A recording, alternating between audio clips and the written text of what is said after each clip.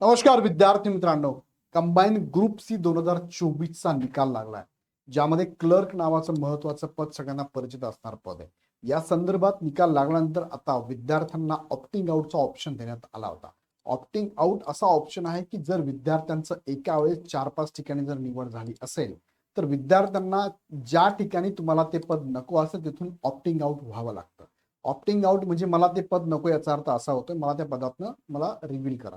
So तुम्हाला त्या पदातनं त्यांनी जर काढून टाकलं तर तुम्हाला तुमच्या जागेवरती दुसऱ्या विद्यार्थ्यांना संधी मिळते. सो ऑप्टिंग आउट करणं पण गरजेचं आहे. तुम्हाला जर ते पद नको असेल तर नक्कीच दुसऱ्यांना संधी देण्यासाठी तुम्ही ऑप्टिंग आउट झालं पाहिजे. त्या संदर्भातलं ही नोटिफिकेशन आलेली आहे. नेमकी काय नोटिफिकेशन थोडक्यात बघूया, पण तत्पूर्वी इग्नाइट अकॅडमी सुद्धा ग्रुप बी आणि सी च्या बॅचेस चालू केल्या. अपकमिंग जी एक्झाम ग्रुप बी आणि ग्रुप सी ची असणार त्यासाठी तयारी करू इच्छित असणाऱ्या विद्यार्थ्यांनी ही बॅच लगेच जॉईन करा. पूर्व आणि मुख्यची बॅच एकत्र आहे आणि पूर्वची सुद्धा सेपरेट बॅच आहे. ज्या विद्यार्थ्यांना आवश्यकता असेल नक्की जॉईन करा. जॉईन करण्यासाठी खाली डिस्क्रिप्शन मध्ये लिंक दिलेली आहे. चला मुख्य मुद्द्याकडे घेऊन जातो. 8 मे 2026 संध्याकाळीला हे महत्वाचं नोटिफिकेशन आहे.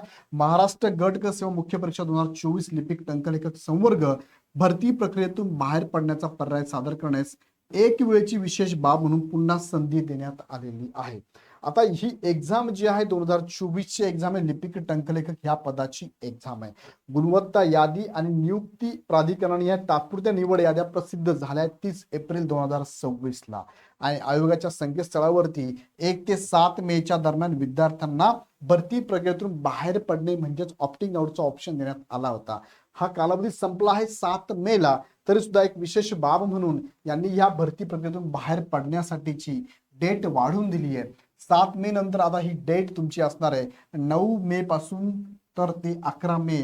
9 मे रोजी दुपारी 12 वाजल्यापासून तर 11 मे रोजी रात्री 12 वाजेपर्यंत ही साईड ओपन असणार आहे. आता ही का दिलंय तर सदर मुदत असेपर्यंत कर सहाय्यक संवर्गाचा अंतिम निकाल जाहीर झाला नसल्याने काय झालंय, कर सहायकाचा निकाल आता जाहीर झाला, या दरम्यान जाहीर झाला नव्हता.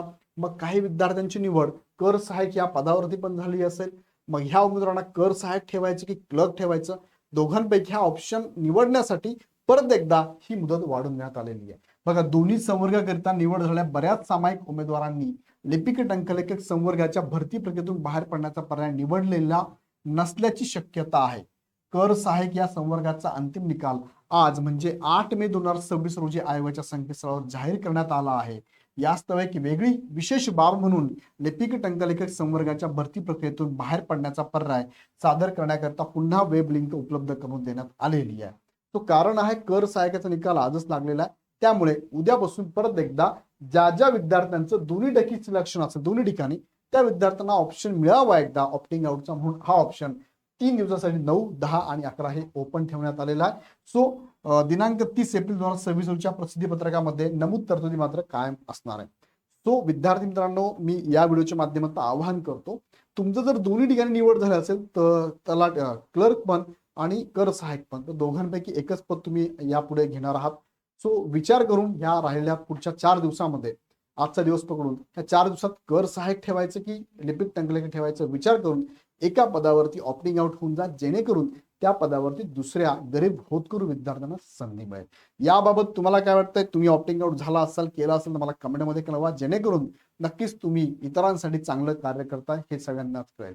सो याबद्दल काही शंका असेल मला कमेंट बॉक्समध्ये कळवा. आणि विशेष म्हणजे इग्नाइट अकॅडमीच्या या ग्रुप बी आणि सी च्या बॅचमध्ये ही पूर्ण टीम तुम्हाला धुरंधर टीम म्हणतो मी त्याला नेहमी, ही टीम तुम्हाला शिकवत आहे. यांचे डेमो लेक्चर युट्यूबवर अवेलेबल, एकदा बघा, आवडले समजले तर नक्की बॅच पण तुम्ही जॉईन करू शकता. त्यासाठी ऍप डाउनलोड करून डायरेक्ट बॅच जॉईन करू शकता.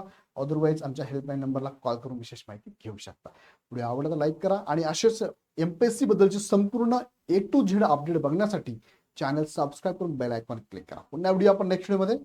धन्यवाद.